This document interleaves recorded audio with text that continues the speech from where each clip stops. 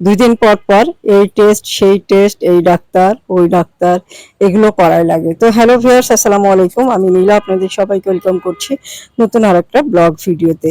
আজকের ব্লগ ভিডিওটাও একই রকম, প্রতিদিনের মতো কিছু কথা কিছু গল্প আপনাদের সাথে শেয়ার করি। কথা বলতে বলতে অলরেডি দেখেন চলে আসলাম স্কয়ার হসপিটালে। এখানে আমার একটা টেস্ট করাতে হবে। তো এই যে টেস্টটা করাতে হবে, এই টেস্টটা সবখানে করে না, বাংলাদেশের ৩-৪ জায়গায় এই টেস্টটা করায়। টেস্টটা একটু এক্সপেন্সিভ, যার কারণে সব জায়গায় পাওয়া যায় না। পাওয়া যায় স্কয়ার, এভার কেয়ার এবং পাওয়া যায় হচ্ছে ধানমন্ডি ইউনাইটেডে, আর পাওয়া যায় শ্যামলীতে এক জায়গায়। হ্যাঁ, তো এক্সপেন্সিভ এই কারণে বলছিলাম, এটা ছিল স্পাইরোমেট্রি উইথ রিভার্সিবিলিটি অ্যান্ড ডিএলসিওর টেস্ট, যার কারণে এটা ফুসফুসের একটা টেস্ট। আমার যেহেতু একটু সমস্যা ফুসফুসে, যার কারণে প্রায় দিনই বা প্রায় সময় আমার একটু শ্বাসকষ্ট হয়, প্রচন্ড কাশি হয়। তো যার কারণে আমার এরকম কিছুদিন পর পর টেস্ট ডাক্তার এগুলো নিয়ে একটু দৌড়দৌড়ি করতে হয়। তো সুস্থতা অসুস্থতা সবই আল্লাহর নিয়ামত বা সৃষ্টিকর্তার নিয়ামত, যেটাই বলতে হবে। সুস্থ থাকলেও আসলে সেটা অনেক বড় ভালো নিয়ামত, আর অসুস্থতা নিয়ে বেঁচে থাকাটাও কিন্তু মানে খুব বেশি খারাপ কিছু না। বেঁচে তো আছি, এটাই অনেক বেশি, তাই না? পৃথিবী থেকে বিদায় নিয়ে নিচ্ছে কত মানুষ, কত সুস্থ সুন্দর অল্প বয়স্ক মানুষ বিদায় নিয়ে নিচ্ছে। আমাদের বয়স হয়েছে, তারপরে বেঁচে আছি, সুস্থ আছি, বা অসুস্থতা নিয়ে বা ওষুধ খেয়ে বেঁচে আছি, এটাই কিন্তু অনেক। এই যে টেস্টের টাকাটা দিয়ে দিলাম, টেস্টের টাকাটা বেশ ভালো অ্যামাউন্টের টাকা, 10,000 টাকার উপরে একটা টেস্ট। তো টেস্টটা করানোর জন্য একাই গিয়েছিলাম, বসে আছি প্রায় আধা ঘন্টা 40 মিনিট বসিয়ে রেখেছিল। সেখান থেকে বাসায় আসলাম, বাসায় এসে আবার এই যে রান্না বান্না করলাম। জীবনটা আসলে চলমান একটা প্রক্রিয়া।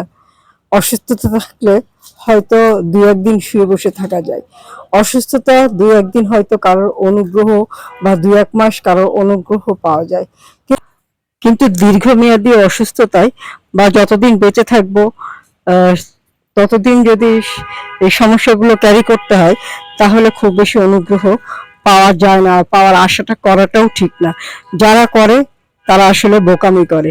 নিজেকে এমনভাবে স্ট্রং করা উচিত যে যে কোনো সমস্যায় ধৈর্য ধরে জীবন পার করাটাই একটা বড় বিষয়, বা ধৈর্য ধরে পার করাটাই কিন্তু আমাদের একান্ত কাজ বা একান্ত উচিত, এটা আমি মনে করি। দেখেন, সকালে অফিস করলাম, অফিস থেকে 4:45 বের হলাম, বের হয়ে হসপিটালে গেলাম, সেখান থেকে 8টার সময় বাসায় আসলাম। বাসায় এসে একটু বসে রেস্ট করে নিয়ে রাতে খেতে হবে, ভাতটাও বসিয়ে দিলাম, দিয়ে এখন মাছটা রান্না করছি। তারপরে আবার 1 ঘন্টার আধা ঘন্টা 40 মিনিটের একটা লাইভও করেছি বসে বসে। আজকে আর রেডি হয়ে বা সাজুগুজি করে একদম ফিটফাট হয়ে করা হয়নি, বা সব দিন ফিটফাট হয়ে করাও হয় না।